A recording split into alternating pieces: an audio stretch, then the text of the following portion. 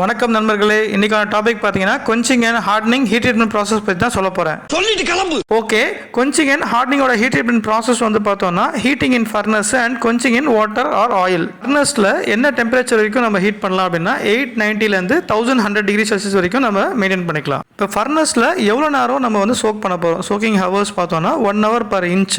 இன்ச்சுன்றது wall thickness, ப்ராடக்டோட wall thickness 1 inch இருந்ததுன்னா 1 hour வைக்க போகிறோம். 2 hour அதாவது 2 inch இருந்ததுன்னா 2 hours வைக்க போகிறோம். இதுதான் வந்து சோக்கிங் ஹவர்ஸ். இப்போ ஃபர்னஸில் அந்த டெம்பரேச்சரில் வச்சாச்சு, சோக்கிங் ஹவர்ஸ் 1 hour 2 hour வச்சாச்சு. இப்போ வந்து quenching in வாட்டர் முடிஞ்ச உடனே என்ன பண்ண போகிறோம், வாட்டரில் இல்லை ஆயிலில் வந்து நம்ம quench பண்ண போகிறோம். எந்த மாதிரி மெட்டீரியல் quenching and tempering பண்ணுவாங்க பார்த்தீங்கன்னா WCB, A105, LCB, LF2 இந்த இம்பாக்ட் ப்ராப்பர்ட்டிஸ்க்காக quenching பண்ணுவாங்க. இந்த quenching and tempering heat treatment எதுக்கு பண்ணுறாங்கன்னா impact properties, hardenability and mechanical properties achieve பண்ணுறதுக்காக. இந்த பிரசன்டேஷன் பிடிச்சிருந்ததுன்னா லைக் பண்ணுங்க, ஷேர் பண்ணுங்க, சப்ஸ்கிரைப் பண்ணுங்க. Well, that's it for today. Any other questions? Full video link டிஸ்கிரிப்ஷனில் கொடுத்துருக்கேன்.